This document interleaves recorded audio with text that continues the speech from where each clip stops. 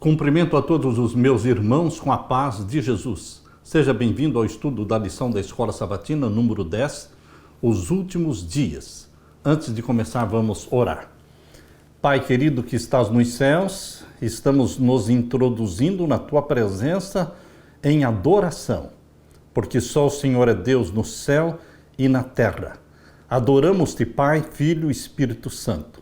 Derrama sobre mim e os meus irmãos o Espírito Santo, que ao abrirmos a Tua palavra, para estudarmos as profecias para os últimos dias, que o Senhor abra a nossa mente e nos inspire através do Teu Espírito, para entendermos esta mensagem para os nossos dias. Em nome de Jesus, amém. Os últimos dias. Então, verão o Filho do Homem vindo nas nuvens, com grande poder e glória.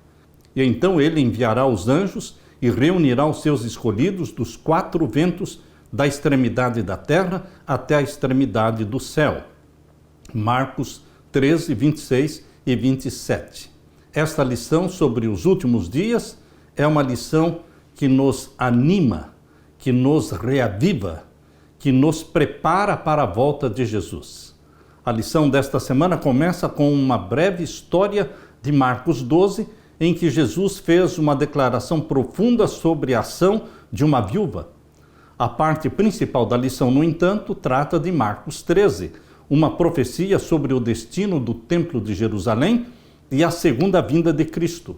Esse capítulo, juntamente com os capítulos de Mateus 24 e Lucas 21, fala sobre a queda de Jerusalém e eventos que se desenrolariam até o fim do mundo. Marcos 13 deixa claro que um cumprimento das profecias vai do tempo do profeta que fez a profecia até o tempo do fim, concluindo com a segunda vinda de Cristo.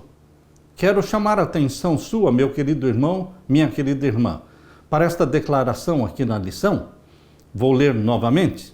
Marcos 13 deixa claro que o cumprimento das profecias vai do tempo do profeta que a fez até o tempo do fim.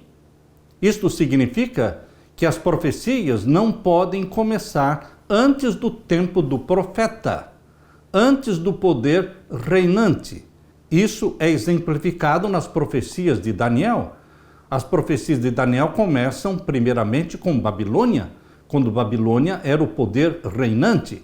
Não começou com o Egito, não começou com a Síria, que já pertenciam à história. Começou com Babilônia, o poder reinante. Porém, quando Babilônia foi derrubada e então assumiu o domínio mundial, o império da Medo-Pérsia, então a profecia de Daniel começava com a Medo-Pérsia e não mais com Babilônia. Essa é uma prova, uma evidência bíblica de que as profecias começam com o poder reinante. Por isso, meu querido irmão, quando você e eu estamos estudando o Apocalipse, pense um pouco, qual era o poder reinante no tempo em que João escreveu o Apocalipse lá na ilha de Patmos? O poder reinante era Roma, o Império Romano. Portanto, todas as profecias do Apocalipse, os ciclos de 7 do Apocalipse, precisam começar com o poder reinante, de Roma para frente, nunca com impérios ou reinos que existiram antes de Roma. É por isso que muitos se equivocam quando chegam na profecia de Apocalipse 17 sobre as 7 cabeças e entendem como sendo 7 reinos e começam então contando esses reinos com o Egito, ou com Babilônia, ou com a Medo-Pérsia, ou com a Grécia. Queridos, as profecias do Apocalipse são de Roma para frente. Ou seja, nós precisamos respeitar este princípio de interpretação profética. Marcos 13 deixa claro que o cumprimento das profecias vai do tempo do profeta que a fez, nesse caso Jesus, até o tempo do fim, concluindo com a segunda vinda de Cristo. Como muitos ensinos de Jesus registrados em Marcos, a instrução do Senhor é uma resposta a uma pergunta ou mal entendido por parte dos seus discípulos, que deu a Jesus a oportunidade de ensinar verdades essenciais para a vida e para a experiência cristã. Jesus não apenas predisse o futuro, mas também instruiu seus discípulos, tanto daquela época quanto os discípulos de hoje, a se prepararem para as provações que virão. Que Deus o ilumine, que Deus nos abençoe com o derramamento do Espírito Santo ao estudarmos esta lição sobre os últimos dias. Aleluia! Na parte de domingo, 2 moedinhas na caixa de ofertas. Esta história contada por Jesus da viúva que doou 2 moedinhas tem profundas lições para mim e para você. Vamos abrir a palavra de Deus em Marcos capítulo 12 e vamos ver então os versos 41 a 44. Marcos capítulo 12 e os versos 41 a 44. E estando Jesus assentado defronte da arca do tesouro, ou seja, no pátio onde as pessoas podiam entrar, porque no lugar santo e santíssimo somente os sacerdotes entravam, mas ele estava no pátio onde a arca do tesouro estava. Observava a maneira como a multidão lançava o dinheiro na arca do tesouro, e muitos ricos deitavam muito.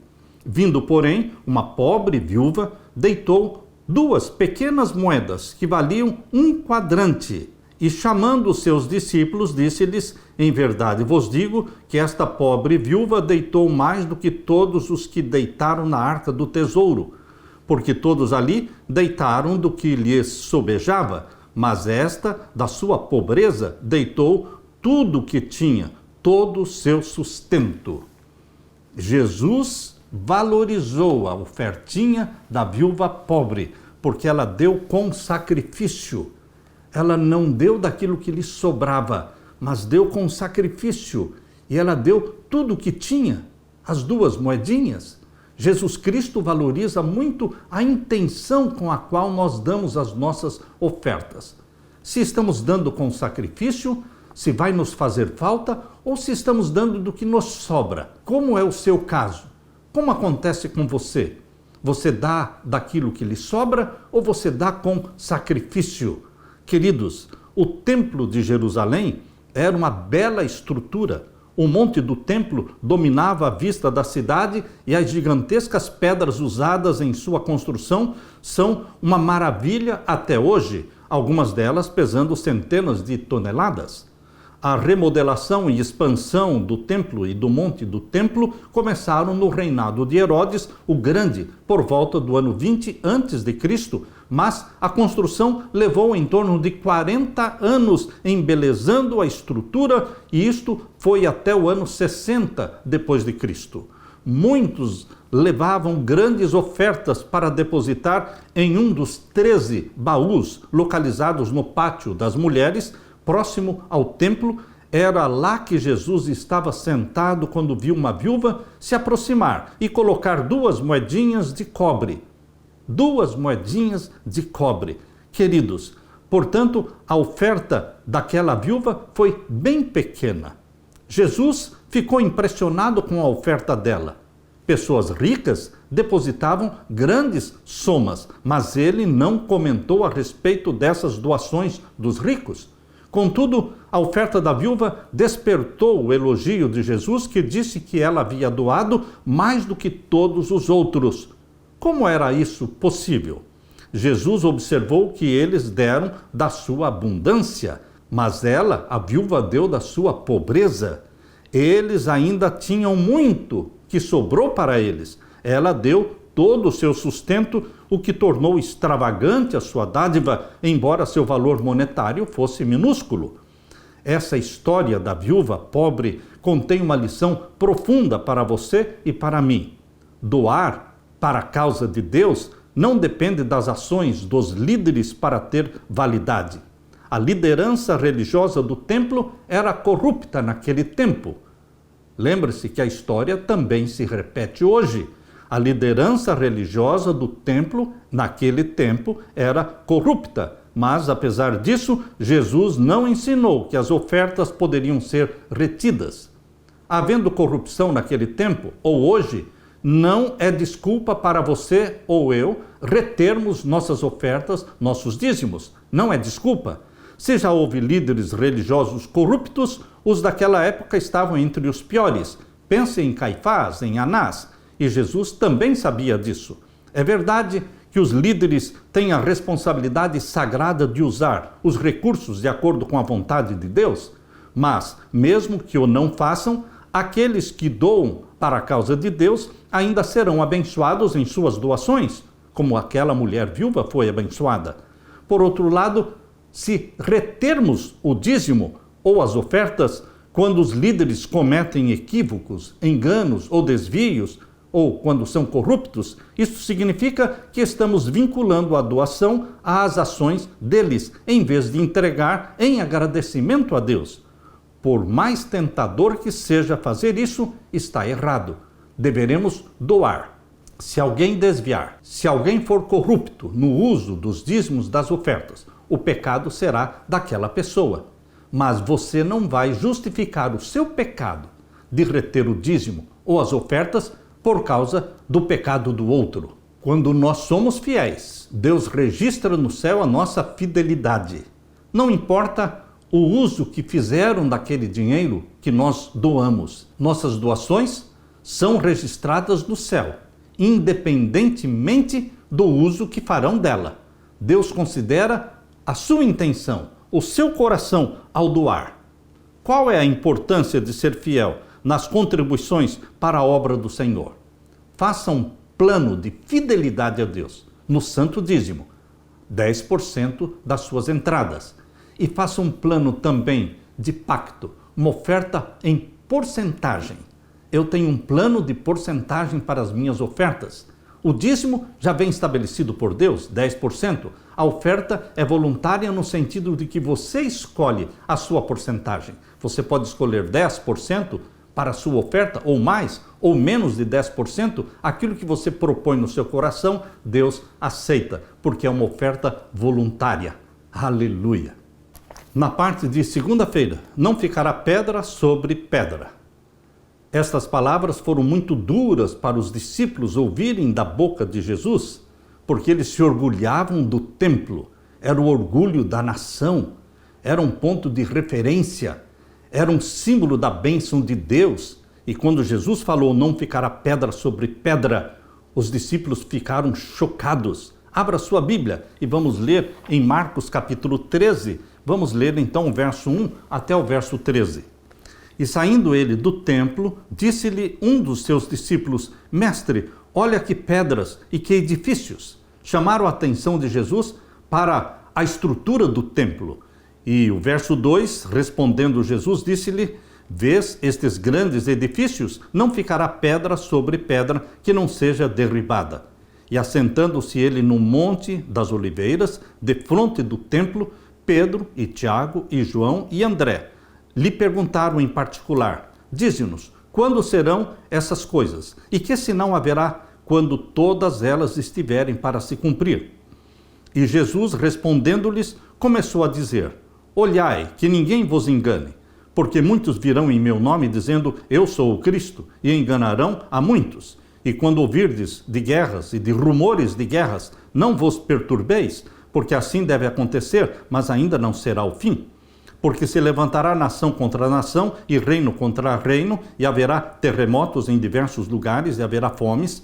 Isto será o princípio de dores.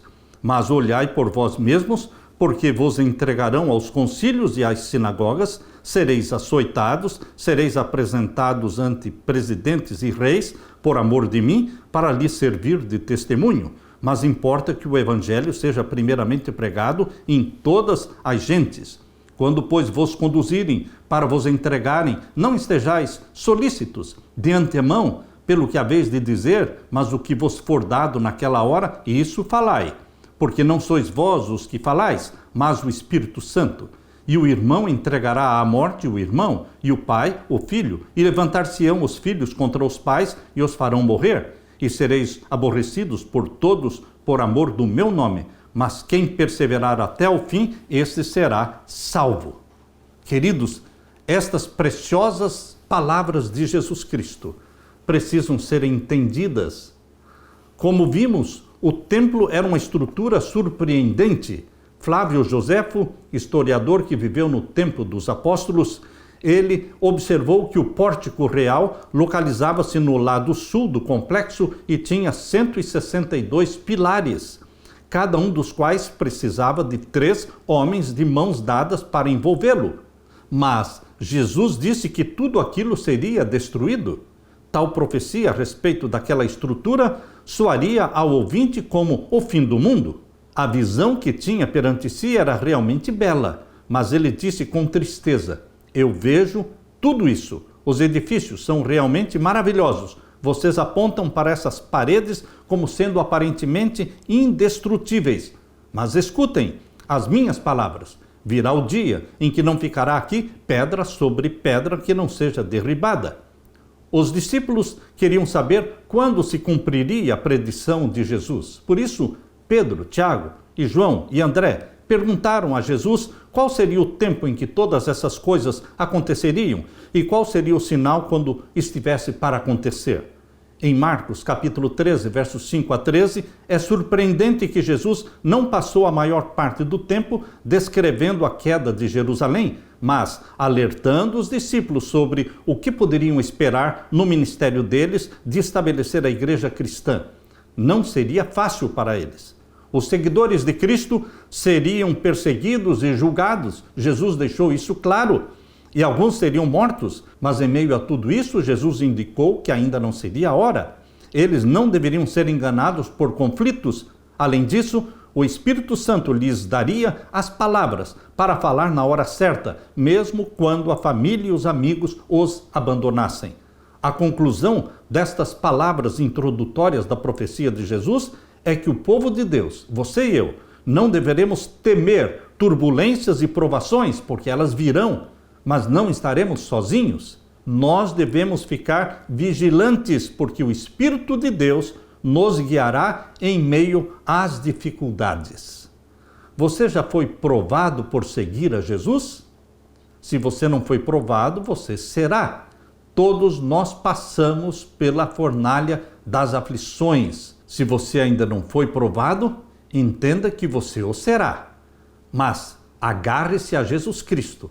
Você e eu precisamos nos esconder em Jesus, porque em vindo a provação, nós estaremos amparados por Jesus Cristo, confortados pelo Espírito Santo e vamos ser vitoriosos para permanecermos em pé na presença de Deus. Quando Jesus Cristo voltar, que Ele encontre você, meu querido irmão, minha querida irmã, que Jesus os encontre firmes nele, em pé, diante daquele que virá em poder e glória. Aleluia! Na parte de terça-feira, o abominável da desolação, ou a abominação desoladora, como dizem em Mateus, capítulo 24, nós vamos ler agora Marcos, capítulo 13, e os versos 14 a 18. Abra sua Bíblia, Marcos 13, versos 14 a 18. Ora, quando, pois, virdes a abominação do assolamento, que foi prometido estar onde não deve estar, quem lê, entenda. Então os que estiverem na Judéia, fujam para os montes. E o que estiver sobre o telhado, não desça para casa, nem entre a tomar alguma coisa da sua casa. E o que estiver no campo, não volte atrás para tomar o seu vestido. Mas ai das grávidas e das que criarem naqueles dias. Orai, pois, para que a vossa fuga não suceda no inverno. Esse mesmo texto, aqui em Mateus, capítulo 24, nós deveremos comparar os evangelhos, Mateus e Marcos. Eles relatam a mesma profecia de Jesus, o mesmo sermão. E aqui em Mateus, capítulo 24, nós lemos no verso 19, mas ai das grávidas e das que amamentarem naqueles dias. E o verso 20, e orai para que a vossa fuga não aconteça no inverno, nem no sábado. Essa expressão, nem no sábado, foi incluída por Mateus, mas não foi incluída por Marcos. Por isso os evangelhos se completam. Meus queridos, em Marcos capítulo 13 e o verso 14, Jesus chegou ao ponto central sobre a queda de Jerusalém. Ele se referiu à abominação da desolação. O Senhor disse que o leitor deveria entender o que é a abominação da desolação. Aqui em Mateus capítulo 24 e o verso 15, Jesus diz assim: quando, pois, virdes que a abominação da desolação, da qual falou o profeta Daniel, está no lugar santo, quem lê, atenda. Então, Jesus está se referindo especificamente à abominação da desolação, da qual falou o profeta Daniel. O profeta Daniel falou sobre a abominação da desolação em Daniel capítulo 9, verso 27, em Daniel capítulo 11, verso 31 e em Daniel capítulo 12 e o verso 11. Queridos, a que se referia Deus ao dar para Daniel esta profecia sobre a abominação da desolação ou abominável da desolação? Esta profecia, meu querido irmão, ela tem dupla aplicação. Se você não entender esta profecia com dupla aplicação, você não vai entender a profecia. Vamos primeiramente ler Daniel capítulo 9. Abra sua Bíblia. Em Daniel capítulo 9, vamos ver então o verso 27. Leia comigo. E ele firmará um concerto com muitos por uma semana. Quem? Jesus Cristo, o ungido, o Messias. É uma profecia, a profecia das 70 semanas. Estas 70 semanas começaram em 457 a.C. e elas terminaram no ano 34 depois de Cristo. Então, aqui no capítulo 9, verso 26 e 27, está falando da última das 70 semanas, a 70ª semana de 7 anos, que foi do ano 27 depois de Cristo ao ano 34. Na metade da última semana, ou seja, no ano 31, Jesus faria cessar o sacrifício. Aqui diz o verso 27, e ele firmará um concerto com muitos por uma semana, e na metade da semana fará cessar o sacrifício e a oferta de manjares. Ele morreria na cruz. E então o véu do templo que separava o lugar santo do Santíssimo seria rasgado. Sobrenaturalmente, o véu foi rasgado quando Jesus morreu na cruz, no ano 31. E aqui diz o verso 27, continuando: e sobre a asa das abominações virá o assolador. Queridos, o ungido aqui é o Messias. Convido você também para ler o verso 26. Depois das 62 semanas, ou seja, passaram-se 7 semanas e então mais 62 semanas, completando então 69 semanas. Sobrou somente uma semana, a última, a 70ª. Então, depois das 62 semanas, será tirado o Messias. O Messias morreria na última semana. E não será mais. E o povo do príncipe que há de vir destruirá a cidade e o santuário. Quem é este príncipe que viria depois da morte de Jesus Cristo? O príncipe se refere a Tito. Tito era filho de Vespasiano. Vespasiano foi um imperador que sucedeu a Nero. Nero suicidou e Vespasiano se tornou imperador. E Tito, então, o seu filho, cercou Jerusalém no ano 70 e destruiu a cidade de Jerusalém, e o templo também foi destruído. Por isso, aqui no capítulo 9, verso 26, está fazendo referência a este príncipe de Roma.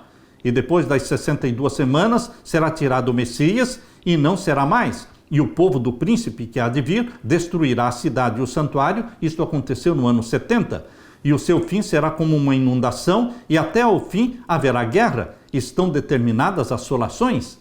Também diz aqui no verso 26 que até o tempo do fim existiriam guerras ali na região de Israel, na Terra Santa, na Palestina. Haverá guerras até o tempo do fim. Esta profecia está se cumprindo ao pé da letra. Sempre estão em guerra. E o que é esse abominável da desolação de que falou Jesus, referindo-se a Daniel? Muitos, infelizmente, acreditam que esse termo se aplique à profanação do templo feita pelo rei Antíoco Epifânio no 2º século a.C., mas isto não se harmoniza com o ensino bíblico. Jesus descreveu o abominável da desolação como algo que ocorreria depois da sua morte. É assim que a Bíblia menciona aqui no capítulo 9, o verso 26 e 27. Depois que o Messias fosse tirado, então viria o abominável da desolação. Não pode se aplicar a Antíoco Epifânio, porque viveu antes de Cristo.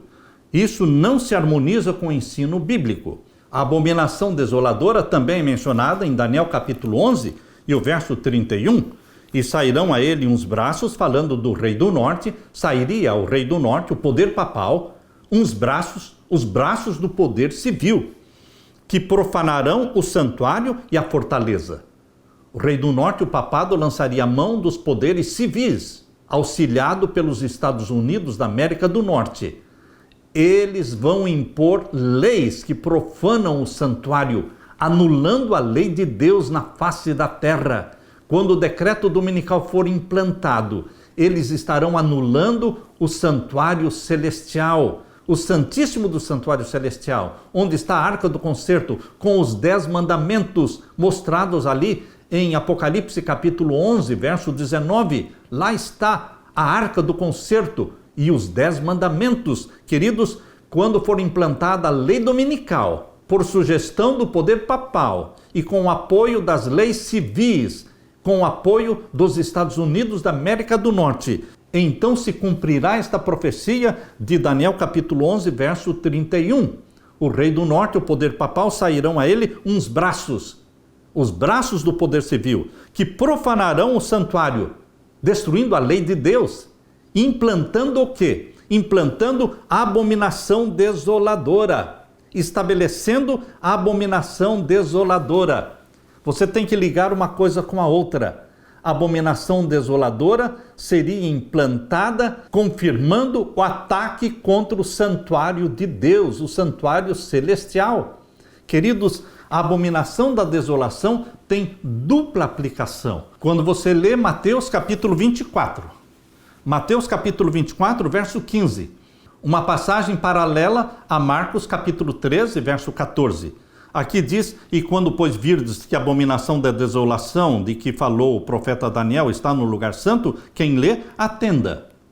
Nós entendemos esta abominação da desolação da forma como Ellen White propôs no livro Grande Conflito.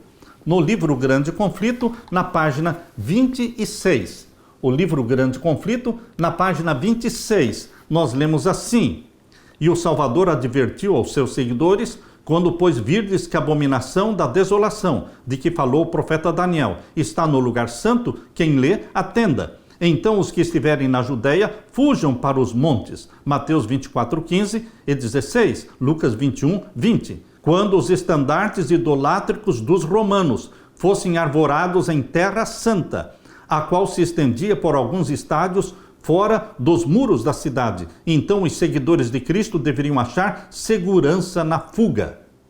Queridos, quando os estandartes idolátricos romanos, as bandeiras do exército romano, quando elas foram fincadas em terra santa, cercando a cidade de Jerusalém, esse era o sinal para o povo de Deus fugir.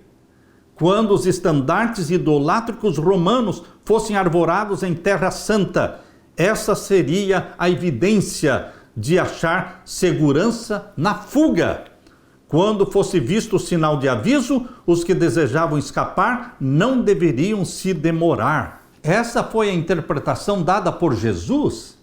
E essa foi a interpretação dada também por Ellen White, aqui no Grande Conflito, na página 26.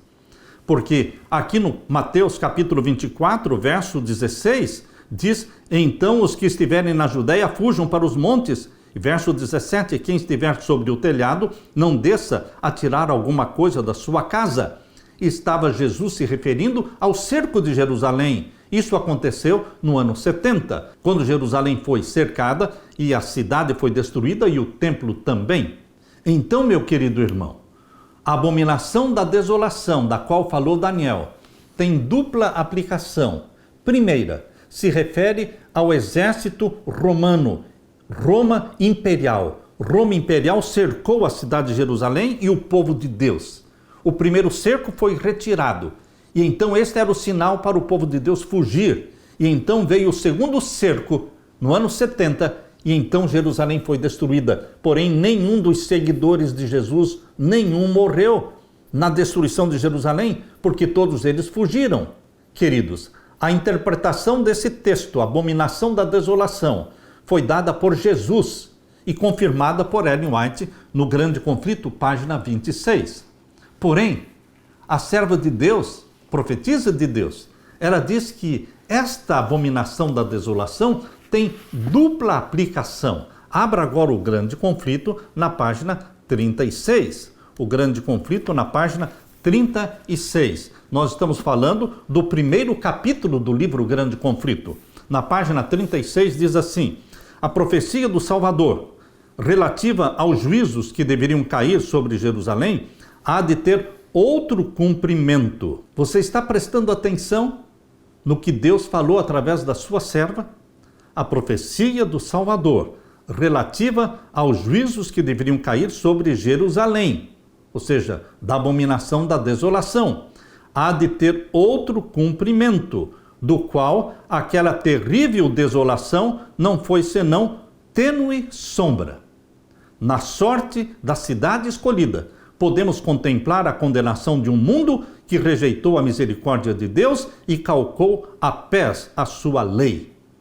No tempo do fim, agora, o mundo vai rejeitar a misericórdia de Deus e vai calcar a pés a sua lei. Quando o decreto dominical for implantado mundialmente, a lei de Deus estará sendo pisoteada, desprezada, e o mundo estará rejeitando a misericórdia de Deus. Estará se cumprindo novamente a abominação da desolação do tempo do fim. Então nós temos a abominação da desolação com Roma imperial cercando o povo de Deus no ano 70, e nós temos a abominação da desolação quando Roma papal vai cercar o povo de Deus através do decreto dominical. Roma papal cercará novamente o povo de Deus com um decreto. Queridos, e isto é um sinal para o povo de Deus fugir. Mas eu quero ler também a página 37 do primeiro capítulo do Grande Conflito. Na página 37 diz assim: assim como ele, Jesus, preveniu seus discípulos quanto à destruição de Jerusalém, dando-lhe um sinal da ruína que se aproximava para que pudessem escapar, também advertiu o mundo quanto ao dia da destruição e lhes deu sinais da sua aproximação para que todos os que queiram possam fugir da ira vindoura. Declara Jesus: e haverá sinais no sol, na lua e nas estrelas, e na terra angústia das nações. Lucas 21, 25, Mateus 24, 29, Marcos 13, 24 a 26 e Apocalipse 6, 12 a 17. Os que contemplam estes prenúncios da sua vinda devem saber que está próximo às portas. Vigiai, pois. Queridos, a serva de Deus está usando a profecia da abominação da desolação do povo de Deus sendo cercada por Roma imperial como um sinal para o tempo do fim. Aquilo que aconteceu no ano 70 é um sinal, é uma amostra daquilo que vai acontecer agora no tempo do fim, quando Deus anunciará ao mundo a segunda vinda de Jesus. Diz aqui: haverá sinais no sol, na lua, nas estrelas, e na terra angústia das nações. E ainda diz: os que contemplam estes prenúncios da sua vinda devem saber que está próximo às portas. Vigiai, pois. Mas aos que não vigiarem, o dia do Senhor virá como ladrão de noite. Agora, queridos, eu quero ler para vocês o que está neste livro Maior Discurso de Cristo. No livro Maior Discurso de Cristo, na página 105. É o capítulo que fala sobre a oração do Senhor. O título deste capítulo, no Maior Discurso de Cristo, lá no final do livro, a oração do Senhor. E na página 105 diz assim: a ruína de Jerusalém era um símbolo da ruína que assolará o mundo. As profecias que tiveram seu parcial cumprimento na queda de Jerusalém têm mais direta aplicação aos derradeiros dias. Preste atenção nas palavras da serva de Deus. As profecias que tiveram seu parcial cumprimento na queda de Jerusalém têm mais direta aplicação aos derradeiros dias, e encontramo-nos no limiar de grandes e solenes acontecimentos. Acha-se diante de nós uma crise como o mundo jamais presenciou. Queridos, nós estamos aguardando para o tempo do fim, para os nossos dias, a abominação da desolação dos últimos dias. é o decreto dominical, quando a lei de Deus será calcada a pés e o mundo confirmará a rejeição da misericórdia divina. Mas, quando isso acontecer, você e eu vamos estar seguros nas mãos de Deus, amparados pelos anjos de Deus, selados pelo selo do Deus vivo e batizados pelo batismo do Espírito Santo. Aleluia! Na parte de quarta-feira, a grande tribulação. A perseguição ao povo de Deus existiu no passado. 538 a 1798. 1260 anos de perseguição. Mas você não pode entender isso como sendo a grande tribulação. Porque a grande tribulação é a angústia qual nunca houve. A angústia qual nunca houve é mencionada em Daniel capítulo 12, verso 1. Abra sua Bíblia em Daniel capítulo 12, verso 1 e vamos ler aqui com você. E naquele tempo se levantará Miguel, o grande príncipe, que se levanta pelos filhos do teu povo, e haverá um tempo de angústia qual nunca houve, desde que houve nação até aquele tempo. Mas naquele tempo livrar-se-á o teu povo, todo aquele que se achar escrito no livro. A angústia qual nunca houve, de Daniel capítulo 12, verso 1, não está se referindo aos 1260 anos da supremacia papal, a primeira supremacia papal, de 538 a 1798. Mas a angústia qual nunca houve é uma referência à angústia do tempo do fim. Queridos, nada se compara à angústia do tempo do fim. Mesmo que você queira exagerar a angústia do tempo do fim, é impossível exagerar. Eu convido você para ler comigo Marcos capítulo 13 e o verso 19, porque naqueles dias haverá uma aflição tal qual nunca houve desde o princípio da criação que Deus criou até agora, nem jamais haverá. Quantas angústias qual nunca houve você pensa que existem? Quantas? Será que existem 2 ou 3 angústias qual nunca houve nem jamais haverá? Não, meu querido irmão. Angústia qual nunca houve, só existe uma. Por isso está dizendo, qual nunca houve.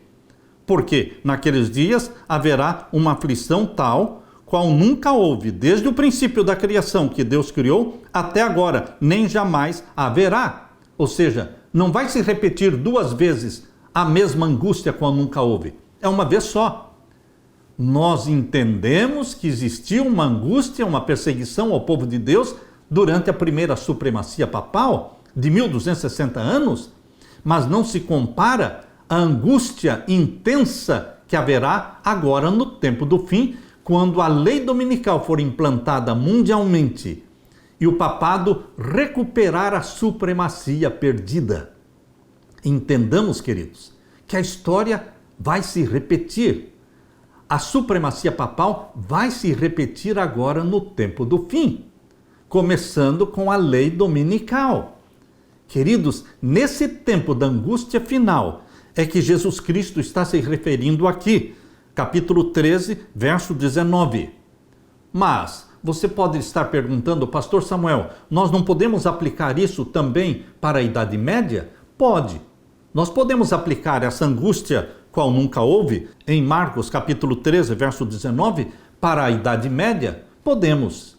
Mas nós não poderemos aplicar só para a Idade Média, porque a primeira aplicação, a aplicação primária desse texto é para o tempo do fim. Nós não podemos ficar com a aplicação secundária, aplicando-a para o passado, e esquecer a aplicação primária, que é exatamente o contexto do tempo do fim.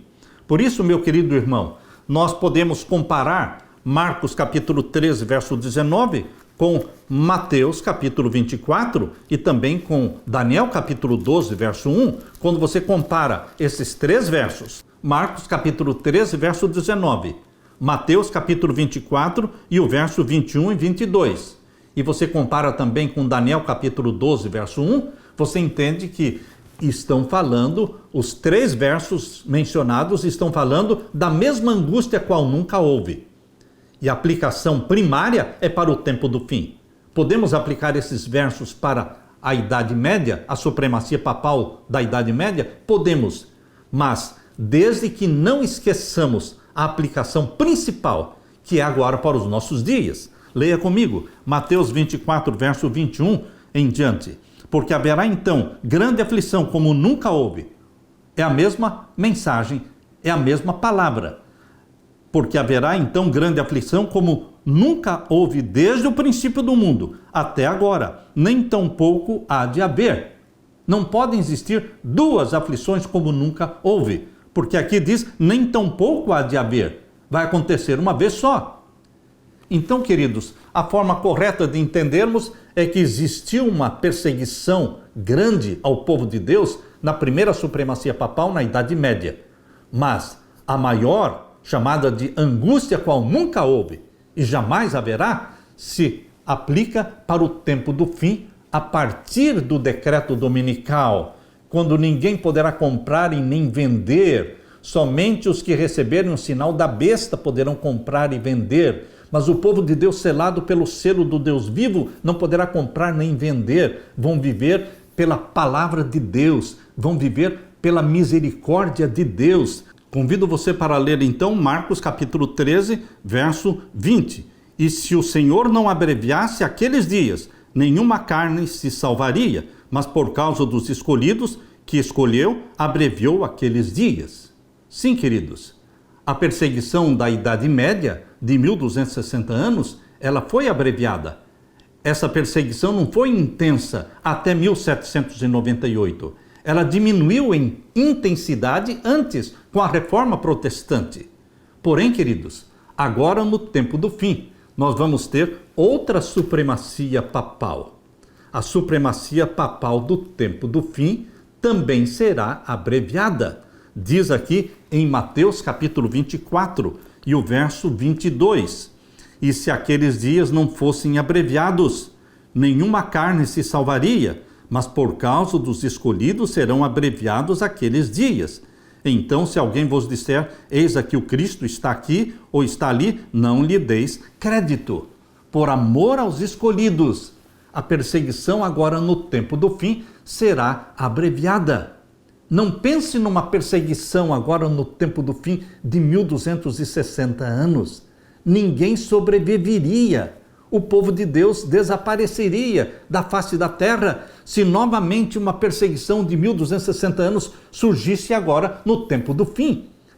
A perseguição do tempo do fim, juntamente com a supremacia papal do tempo do fim, não pode ser de 1260 anos. Agora, no tempo do fim, a perseguição será abreviada, o tempo será abreviado. Meu querido irmão, eu peço que você analise um pouco. Como é que Deus abrevia o tempo? Da mesma forma como Deus alongou o tempo. Quando Deus quis alongar o tempo, Deus pegou os dias literais e transformou-os em tempo profético. Assim como diz em Números 14:34, falando dos 40 dias que os espias espiaram a terra que manava leite e mel, Deus disse 40 dias, um dia para cada ano. Então vocês vão vaguear pelo deserto 40 anos, um dia para cada ano. Como é que Deus alongou o tempo? Transformando um dia literal em um ano. Isso é alongar o tempo, isso é tempo profético. Agora, quando Jesus diz que agora no tempo do fim, nesta perseguição, nesta angústia qual nunca houve, quando Jesus diz que por amor dos escolhidos, Deus vai abreviar o tempo. Como é que Deus abrevia o tempo? Usando a mesma estratégia. Deus pega o tempo profético e transforma-o em tempo literal. A perseguição da Idade Média foi de 1260 dias proféticos e agora a perseguição do tempo do fim será de 1260 dias literais. Mas, pastor, de onde você tirou esta ideia?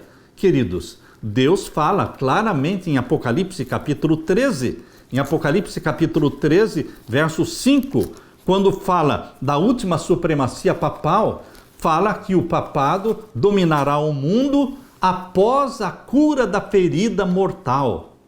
Após a cura da ferida mortal, ele continuará o seu domínio e perseguição por 42 meses. ou seja, 3 anos e meio literais. Apocalipse 13, verso 3, fala da ferida mortal que o papado recebeu lá em 1798. E o verso 3 e 4 fala da recuperação da ferida mortal. Fala exatamente isso. Lemos então Apocalipse 13, verso 3. E vi uma das suas cabeças como ferida de morte, e a sua chaga mortal foi curada. Ela está sendo curada desde 1929, quando o Tratado de Latrão foi assinado entre Benito Mussolini e o cardeal Gaspari, representando o Vaticano. Queridos, no dia 11 de fevereiro de 1929 foi assinado este tratado, restaurando o Estado do Vaticano e colocando o Papa numa posição de rei de Roma. De 1929 para cá, a ferida mortal está sendo curada gradualmente, mas será totalmente curada quando a lei dominical for implantada e a lei de Deus for abolida da face da terra. Eles terão então pisoteado e calcado a lei de Deus a pés e rejeitado a misericórdia divina. Então haverá a última supremacia papal, após a ferida mortal ser totalmente curada. E esta última supremacia papal, a Bíblia menciona de quanto tempo será: 42 meses. Portanto, quando você lê Apocalipse 13, verso 5, você não pode esquecer o verso 3 e o verso 4, que menciona a ferida de 1798 e que sugere a cura desta ferida. E então, a popularidade papal voltou a existir e ele passou a ser adorado e honrado novamente. Por isso, Apocalipse 13, verso 4 diz: e adoraram o dragão que deu à besta o seu poder. E adoraram a besta, dizendo: quem é semelhante à besta? E quem poderá batalhar contra ela? Está vendo aí a recuperação do poder papal no tempo do fim? E por quanto tempo? Verso 5: e foi-lhe dada uma boca para proferir grandes coisas e blasfêmias. Quando? Agora no tempo do fim. E deu-se-lhe poder. Quando? Para continuar por 42 meses. Queridos, se nós aplicarmos esses 42 meses para a Idade Média, seria uma aplicação legítima, porém secundária. Mas se nós aplicarmos esses 42 meses para o tempo do fim, é uma aplicação legítima e primária. Aplicação primária, porque está dentro do contexto do capítulo inteiro, o capítulo 13 inteiro do Apocalipse. Portanto, meu querido irmão, nós vamos ter a última supremacia papal do tempo do fim. Mas Jesus Cristo conforta o nosso coração, dizendo: esse tempo será abreviado. 3 anos e meio para um acontecimento mundial, ele é pouco, é um curto espaço de tempo. E lembre-se, a perseguição não será intensa em todos os lugares ao mesmo tempo. Por isso Deus fala que o povo de Deus encontrará refúgio nas montanhas, no campo, saindo das grandes cidades. Deus nos amparará. Deus não somente manda você e eu guardarmos o sábado. Deus não somente sela-nos com o selo do Deus vivo. Deus não somente nos batiza com o Espírito Santo. Deus também nos sustentará, não deixando faltar nosso pão nem nossa água. Vai nos amparar, vai nos proteger. E lembre-se, depois que a porta da graça se fechar, nenhum dos filhos de Deus morrerá, não mais mortes. Queridos, Jesus Cristo fez provisões para você e para mim, para este tempo do fim. Jesus Cristo é Senhor, Jesus Cristo é o grande vitorioso. Aleluia! Na parte de quinta-feira, a vinda do Filho do Homem. Queridos, se nós aplicarmos o texto de Marcos capítulo 13, verso 19, só para o passado, então algumas coisas não vão se encaixar. Porque aqui diz o capítulo 13, verso 19 de Marcos: porque naqueles dias haverá uma aflição tal, qual nunca houve desde o princípio da criação que Deus criou, até agora nem jamais haverá. E se o Senhor não abreviasse aqueles dias, nenhuma carne se salvaria, mas por causa dos escolhidos que escolheu, abreviou aqueles dias. Então, se alguém vos disser: eis aqui o Cristo, ou ele ali, não acrediteis. Jesus, na sequência, está falando da sua segunda vinda. porque se levantarão falsos cristos e falsos profetas e farão sinais e prodígios para enganarem, se possível, até os escolhidos. Mas vós vedes, eis que de antemão vos tenho dito. Queridos, se nós aplicarmos este texto de Marcos 13:19 só ao passado, então não faz sentido o que Jesus Cristo menciona aqui no verso 24. Marcos capítulo 13, verso 24. O que é que Jesus falou? Ora, naqueles dias, depois daquela aflição, o sol se escurecerá e a lua não dará a sua luz. Ora, se nós aplicarmos a perseguição ao passado, nós vamos aplicar também o sinal no sol, na lua, nas estrelas ao passado. Está tudo bem, é uma aplicação legítima, porém secundária. Após a grande perseguição de 1260 anos, houve exatamente um grande tremor de terra no ano de 1755, o escurecimento do sol em 1780 e da lua também, e então a queda das estrelas em 1833. Mas, queridos, nós não poderemos aplicar isso somente para o passado, porque Jesus está falando da sua segunda vinda.